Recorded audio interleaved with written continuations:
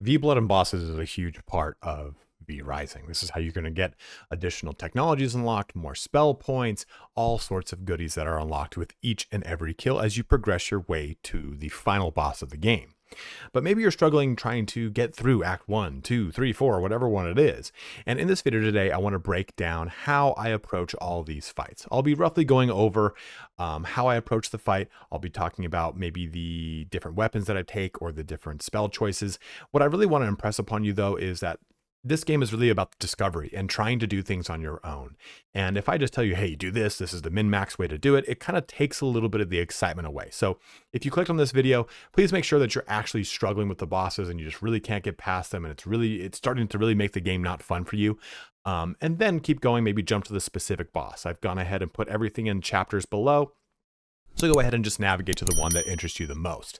And again, for the majority of this video, I'll just kind of be reminding you, make sure you're fighting these bosses at night. Choose a blood type that's going to really help out the kind of playstyle you've got. Maybe you like to do a lot of crit strikes, go with rogue. Or maybe you're trying to use a lot of blood stuff, so you're going to go with brute. Whatever it is, make sure you're choosing blood that plays along. And I won't be, like I've said before, just showing you outright what the best thing to do in the given scenario is. It's more giving you instruction on the mechanics of the boss itself and some mechanics that you can use against the boss, or maybe certain spells that you can leverage against how the boss's attack patterns are. But let's get started here on all of the Act 1 bosses for V Rising. So our first boss is going to be Alpha the White Wolf, and you're probably going to be anywhere from gear level 16 to 20. If you're doing the actual quest of the game, you'll probably be at 20, or if you really know the game inside and out, you'll probably try to get through this pretty quickly. But you're only going to have 2 spells accessible, which is going to be Shadow Bolt here, which is going to do some damage and heal you a little bit, and Blood Right, which is your counter. I unfortunately cannot take my dash off, but you will have just a generic dash that does your 5% recovery. Let's jump into the fight here. What I will say is, because your gear options are very limited, you'll probably want to just make sure that you are using a spear, since a spear does additional damage to creatures. But please, by all means, use whatever weapon you're most comfortable with. If the spear does the most damage, but you actually are not really good at the attack patterns of it, then it doesn't matter. You'll get killed just the same. So let's jump into the actual fight. All right, so jumping into the alpha here. So what I open up with is counter. Every time I see alpha going to do a big lunge, do any kind of big strike into me, I use counter to block that. And with counter as well, it's going to give me some health back. You can see that happening right again here. Anytime I kind of create range with myself as well, I'm going to go ahead and use my bolt attack. That will also help me out by inflicting leech. That's anytime you see that red glow around alpha, or any corresponding glow for any spell type, that's exactly what it is. And we're just kind of continuing the same pattern of using the bolts, using counter, and trying to keep the distance, right? We've got a spear. This kind of gives us a little bit more distance than our other weapons, and it's a pretty straightforward one. We're going to go ahead and just finish off with a bolt, and we're good to go. Now I'm just going to go ahead and extract that blood before we move on to our next boss. Next boss is probably one of the more important ones, because this allows you to kind of quote-unquote tech up. This unlocks your leather, and you get a tannery. Those 2 things alone are going to allow you to get the next level of armor and what have you. You also get a Traveler's Wrap to help out with some sun resistance. So with Keely here, you have the same exact spells and everything. And as far as my actual gear goes, now we're just all the way up to level 20. I've got the same exact gear that we dealt with the wolf with. Winter's come early. Opening up with Keely, we just make sure you clear this camp out, but we're going to just do this a lot of the same stuff. Like anytime she charges up these 3-shot bolts, you can try to eat it right in the face or dodge around and get into melee. Since I'm using the spear, this does give me a little bit more leverage, a little bit more range. And also around Keely are a bunch of these animals. She will probably knock these cages open herself, and you can use those to your advantage. You can use them to kind of give you some breathing room to kind of get away from her, allow you to shoot some bolts to give you some additional health, whatever it is. But also you can see, like, hey, she started to push back into a patrol. I just gave her some room, let her do her own thing. She'll come back to me. And also, too, when it comes to those 3 shots, you don't need to just simply line up for one of them. And if you move your character left or right, you can kind of fake out the shot a little bit. Sometimes I still kind of eat it in the face. But if you counter right into the middle, you'll take all 3 shots, which actually gives you a little bit more health than just one of those single tendrils. And also, too, you can see right there at that skill shot, when she goes invisible, you can still see a moving silhouette. So use that to your advantage to try to kind of preempt where she's going to be to get a good Doom Bolt out. And as you can see, it still ended up pulling in the patrol, but we killed her nonetheless, and that concludes Keely the Frost Archer.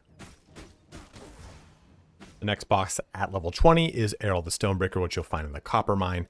He's going to unlock a lot of your really fun storage and stuff like that.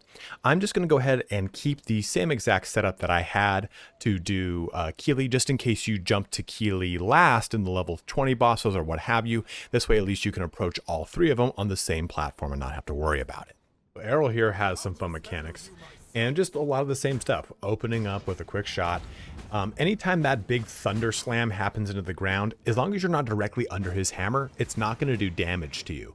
So when you see that happening, you have some time. Watch right here, it goes down. You have some time to move around, and you can kind of see like a little shadow of what happens. Like, okay, here it's down. You kind of shows you a little blast wave. As long as you're away from that blast wave before it goes off, you're not going to take any damage. And you can use your counter here anytime he goes to drop that hammer. You can use it on any of these minions here. Those times that you do that, it does give you a little bit more health. Or right before he does one of his big piston slam fucks. You can see we try to kind of preempt it, but it didn't really work. It's really about moving around him, using your dash to kind of dodge around, just simply moving to the side every time he does his big chaos slash, or using counter when he pulls that whirlwind out of his ass. That gives you plenty of chances to kind of get away from the scarier hits like that right there. We just went right all the way through him, and he's went ahead and got himself killed. There's Errol. Let's move on to our next boss. Our last level 20 boss is Rufus the Foreman. This one's going to be a little bit trickier here because he is a ranged one, just like Keely, but he has a lot of little tricky tricks up his sleeve. And again, I'm keeping the exact same format that I've had for the previous two bosses as far as gear and spells go. Let's jump into opening it up, just shooting again with that bolt. So Rufus is going to be our range guy here, just shooting with a crossbow, and it's really heavily telegraphed, right? So you can get a pretty good counter on it. The big thing is just watching out for his snare. It's just going to lock you into place. But I'm going to deliberately place myself in that snare a couple times to show you that you can still, if you've got counter, you can still kind of do some things with it. And since he summons up a ton of ads, I typically recommend that you just ignore a lot of ads, but in this case, we've got a little breathing room. We can kind of use that to our advantage and take care of them. You just kind of want to watch out for this big AoE. Even if you move out of those circles, they still do quite a bit of damage outside of the circle that it shows you. But here, we stuck ourselves right into that actual snare, and then we just used a counter and used a bolt. But he will choose to shoot multiple bolts at you, and in that case, try to absorb one, dodge another, or just kind of keep moving in a left or right pattern away from him. You can kind of juke it out too, going left and right, left and right, left and right, and he'll shoot. He'll try to guess where you're going and mess up. You can see right here, I move outside of the circles, but it still gets me.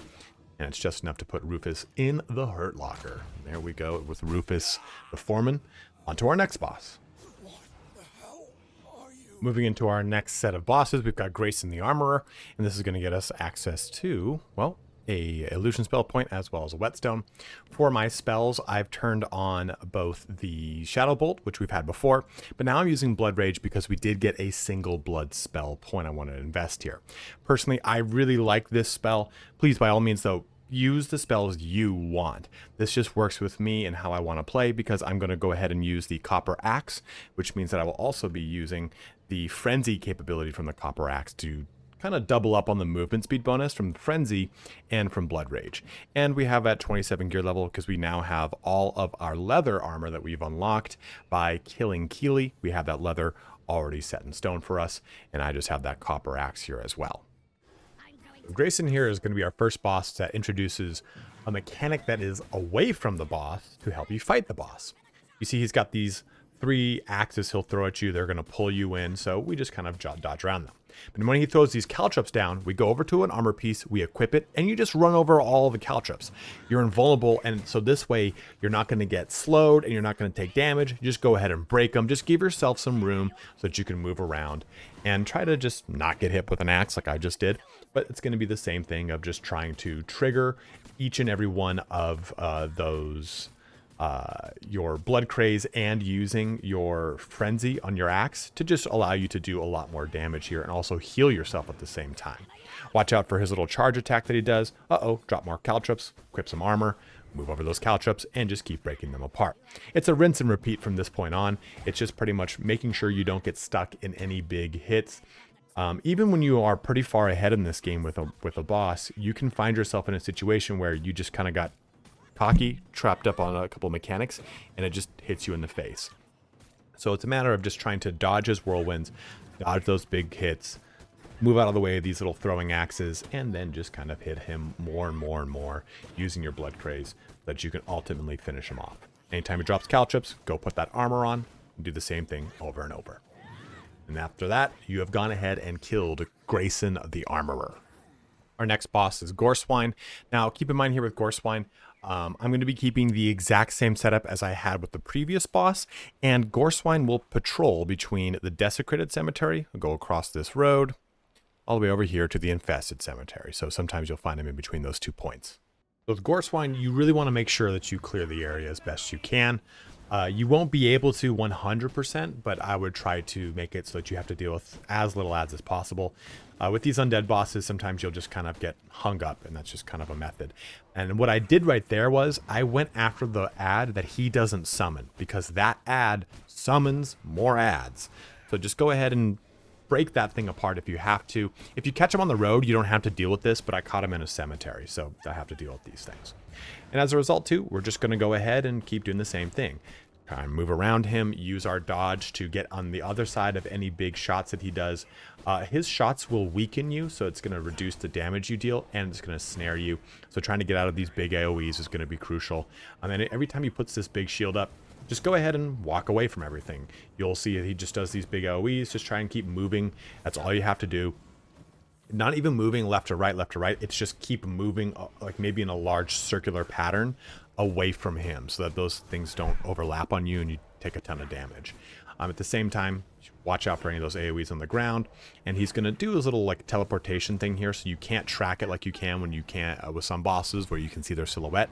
It's just a matter of trying to see where he's going to pop up, Blood Rage, and then Frenzy into him to finish off Goreswine. Now for our next set of bosses, we've just gone up by 3 gear levels, so all I did was swap out my ring. Now I'm actually not going to give you a guide for Nibbles. Now this is because, of course, I try to maintain the integrity of exploring and having you discover this game for yourself. And if I show you the fight for Nibbles, you'll find out how to get to him. Essentially, just to kind of give you the short and narrow of this, all you really need to do is just keep pressure on Nibbles. When he summons up any of his ads, just simply focus on the ads, and then as soon as Nibbles comes back, just go to focusing on him. Just like I say with any of the other bosses, most of the time the ads are just not worth focusing on, because when you kill the boss, the ads disappear. So that's my little once over for Nibbles, and I'll be using pretty much the same exact spells that I've pretty much used before. Just kind of going forward now, I'll be swapping out with a different one, which we'll talk about next. Outside of Nibbles, though, Lidia the Chaos Archer will be our next step, because this is going to unlock our leather bag, increasing our inventory slots, and honestly, the longbow is probably one of my favorite weapons in the whole damn game. But this will give us a Chaos spell point, which is cool, and I've swapped my spells to now use this guy. Corrupted Skull. What I like about Corrupted Skull is it's going to summon a skeleton for me, which just enables me to kind of take some pressure off myself while the boss focuses on that skeleton. You'll be able to get really cool spell jewels that maybe shoot 2 shots of Corrupted Skulls, whatever it is. But as always, please choose the spells that best fit your playstyle, not what I'm doing. This is basically I'm replicating one of the builds that I made where I use Blood Craze and Corrupted Skull. Blood Craze will help heal me, while Corrupted Skull will generate ads, or summon skeletons in this case, to pull a lot of pressure off of me. And I'll probably be sticking with this throughout the majority of Act 1, and that's what I did in my own personal playthrough. And just to kind of go over gear, we're going to stick with everything, even though you probably got access to the merciless weapons, or maybe you got some of the upgraded weapon or body parts. I'm just going to keep my gear level at 30 to make it easier, so you guys can kind of, hey, I'm at 30 and you're at 32. Why did you do that? It's so much easier for you, whatever it is. But I just upgraded the ring. This is the same ring that we get from killing Goreswine. So just simply just went ahead with that upgrade. All right, so opening this up with that double shot here, just getting some minions on the field. Again, that's going to be great for just helping distract her, because what she's going to do is shoot these 3 bolts over and over and over, and as long as you kind of sidestep the first one and move away from the kind of trajectory of them, she's not going to spin 180 and go on you. So you can go ahead and like jump around her, and also watch out for this big one. When she hits the ground with those arrows, it's just going to ignite things, so you kind of just have to give her a wide room. That's where it's a good chance to either use a range like crossbow, for example, or just kind of keep using your ranged attack spells. And anytime she kind of closes that distance, you just get up in that face, go ahead and hit her with your axes. She does do the whole going invisible thing, so you can kind of track that just by looking at where you can see her invisible silhouette move around. Otherwise, just kind of make sure you just stay away from all those direct shots and the AoE effects, and you'll be totally fine. Clive the Firestarter is our next boss, and this is going to be the one that unlocks your minor explosive box, which is going to be pretty helpful for you. And again, I'm just sticking with the exact same setup that I had for Lidia and for Nibbles. So let's jump into this fight. So with Clive, you want to make sure you clear the area around him first. There's going to be tons of ads. He's going to patrol around this big rock in the center, but it's really just a matter of dodging these bombs that will then explode into more bombs. And if you can get him to kind of bait those bombs out further away from when you're going to get into melee attack with him, this is just going to work perfectly for you, because now you won't have to worry about those bombs exploding on you. But outside of this, he will also drop a timed bomb that is a much larger one, and that can kind of get really hectic. Use any of these crates that are around here. You can hit them and they will trigger another bomb that he can run into and hurt himself on. You can see me use these a couple times, or have his own bombs trigger them and he'll jump into them, like happens towards the end of this fight here. But pretty much it's just a matter of dodging the AoEs away from him, and trying to not have your dash on cooldown in critical moments. So don't panic and just press dash as fast as you can. Just walk away from things. You probably have enough time to dodge any of these big bombs. So Finn the Fisherman is on his own little separate category at level 32. All I've gone ahead and done is upgrade my weapons from the base copper portion to the merciless portion, but all the previous stuff that we've done with the last two bosses is the same. Same armor, same spell book. Just going to go ahead and do Finn before we upgrade everything for the final 4 bosses. A big tip here, make sure you're doing this at night. You do have some cover with these little awnings, but I did this fight already and messed up the recording here. But pretty much just staying up in the face of Finn is going to be the big thing here. Using these summons is also going to help, because he's going to summon a lot of ads of his own. Now, normally I would tell you to, again, ignore the ads. You can ignore these piranhas. They're just going to do a little bit of damage. When he does that whirlwind right there, just go ahead and dodge out of it. It's probably not going to be as conducive to walk out of it, so you definitely want to try and dodge, because it will... I believe it actually stuns you. But watch out for these guys. This big, huge, like, hentai tentacle. It's going to shoot 3 Ice Lance abilities that will freeze you. And that is really going to get out of control. So you want to just be careful here, as right now you're chilled if he hits you once. If he hits you again, it's then going to freeze you. So you just have to make sure you give enough room. So you want to watch out for Finn's fishnet here, as well as these pufferfish. The pufferfish, if you hit them into Finn, it will stun him. You can see I just did that right there, knocked one in, messed up because I also kind of didn't capitalize on this moment. But it's a great time to burst down a lot of damage into him. And in addition to that, these pufferfish give you a chance to kind of knock out one of his effects. You just have to be careful. You only really get like 2-3 hits on these before they die and explode in that self-same kind of Ice Lance effect that the hentai tentacle has. So this can really get out of control. I had this fight really well under wraps, and then, you know, you just get yourself in one really bad spot, and you can see you can go from 3/4 health to like no health, and you have to play a defensive game of going backwards, trying to kind of get away from all these little piranha and using your ranged ability to kind of give yourself some room. So, and I also managed to hit every single Ice Lance with my face in this example, so I apologize for the poor gameplay, but either way, just make sure you use those pufferfish, dodge the tornadoes, and watch out for the Ice Lance abilities while trying to get in the face of Finn, and then you should be good to go. I got unlucky here and didn't even kill him before he summoned his second tentacle. You can just kill those tentacles, but I feel like it's probably just easier to kill him, and you'll be good to go. Our final set of bosses before we get to the big boy, we'll jump into Polora the Feywalker. And this is going to be a bit of a tricky one, but again, I'm going to just pretty much stick with what I've got. It's kind of how I've approached the beginning, or Act 1 in general, and it made it a lot easier for me. But I have gone ahead and upgraded all of my armor, and I have upgraded my weapon to merciless. So these next 3 fights will be a little bit easier, but this will be based off of your ability to research desk these things, use paper to convert these things into research desk findings, using your copper coins to go purchase all of these recipes from any of the shady dealers throughout the farmlands. I'm sorry, the Farbane Woods. So I'm going to assume you're going to have gone through with that process and have unlocked all 4 of these and upgraded your weapon. Your weapon should be the first thing you upgrade because it's just going to give you that much more damage. And also remember, your gear level is just simply all these numbers added up. So 4 plus 4 plus 4 plus 4 plus 12 plus 9. All those things go into here to get your gear level. That just means you do more damage and take less damage. So I would prioritize that before hitting these last 4 bosses.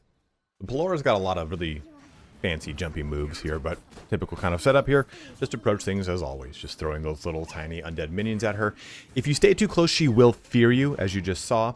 But pretty much she's just going to cast these 3 little orbs, and you just kind of have to dodge them. They'll be in a twisting pattern, so you have to weave in between or outside the arc of them.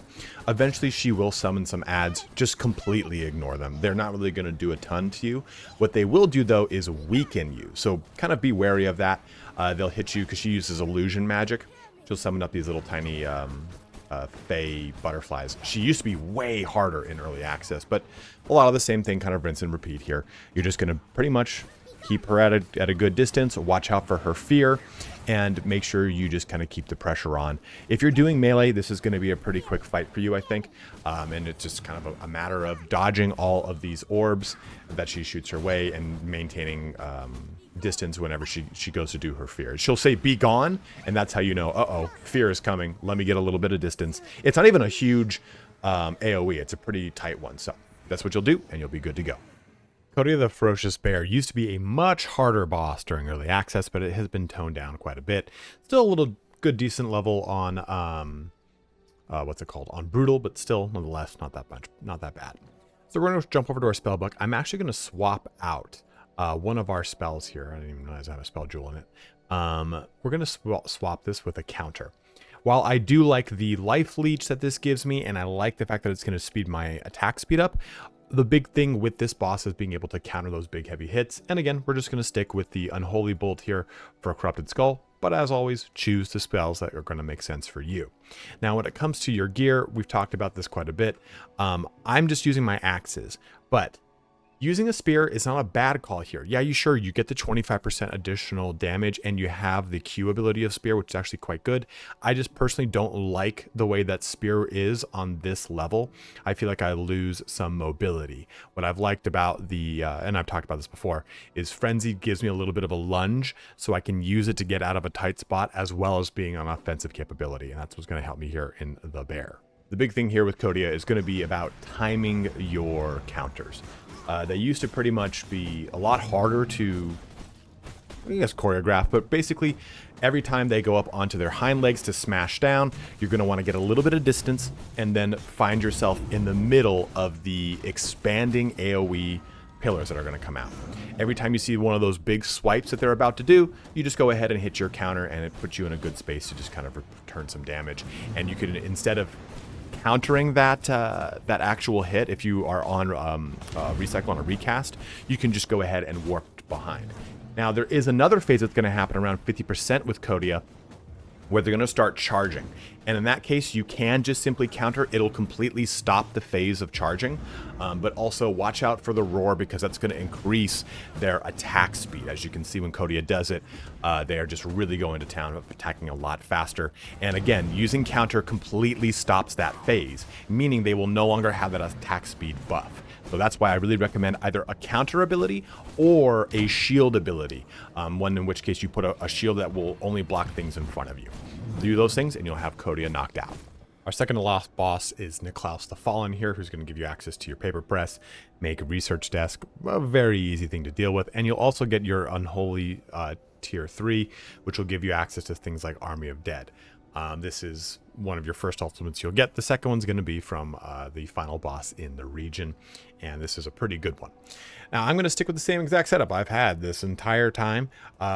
You'll notice, though, that he is going to be very tricky. So using things like Ward of the Dam, things that block, or from Cold Snap, or even Ice Nova, things that will give you a chance to slow down all the very many adds that he's going to summon, are a great way, if you are struggling with this boss, to kind of give you a little bit more mobility. Well, I guess maybe not mobility, but a little bit more breathing room. Another big one too is Aftershock, because it allows you to do kind of a line of damage that allows you to kind of give a little bit more Again, not mobility, but just a little bit more breathing room. And lastly, these two, Phantom Aegis, that gives you a shield, or Spectral Wolf is really good as well. Spectral Wolf is one of the ones I run almost all the time. If you get the jewel that allows it to heal you, because you're weakening things and you get a free cast out of it. So I love these spells in general. This fight with Nicholaus is one that you really kind of just have to take your time with. You can see all the things that are on the ground. I died once and I had him at like 2% health and I went from 100 to 0. And really it's just a matter of trying to dodge this cascading AoE that he will do. You'll see him kind of radiate out these green little skulls that will wave around. All you have to do in that moment is step back. You don't want to be up close to him, because if all those hit you, you're going to just drop in health and die immediately.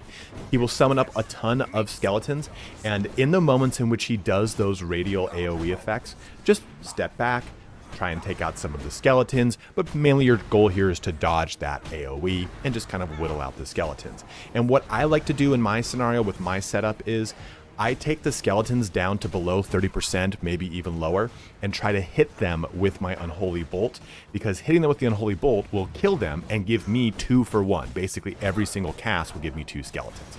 But after that, it's just a matter of jumping around to try and meet him when he's not doing those big AoEs, and shooting at the skeletons in between to knock out Nicholaus the Fallen. Alright, it is time now for Quincey the Bandit King, the final one of Act 1. This is what's going to give you the tech to go into Act 2, get better armor, iron, all sorts of things. Now with Quincey, I'm going to stick with what I've got before, the Blood Rage, as well as the capability to shoot the Corrupted Skull. I really like these two. What we're going to really be trying to do is dodge his attacks so that he slams into the wall and stuns himself. This gives us a little bit of leeway to do plenty of other things. Now, I will be using an axe. If you do struggle using a melee weapon here, I definitely recommend the longbow. It is a real good choice. It'll probably become a bow that you'll use a long time into the game too, because the longbow is just a very, very, very strong weapon.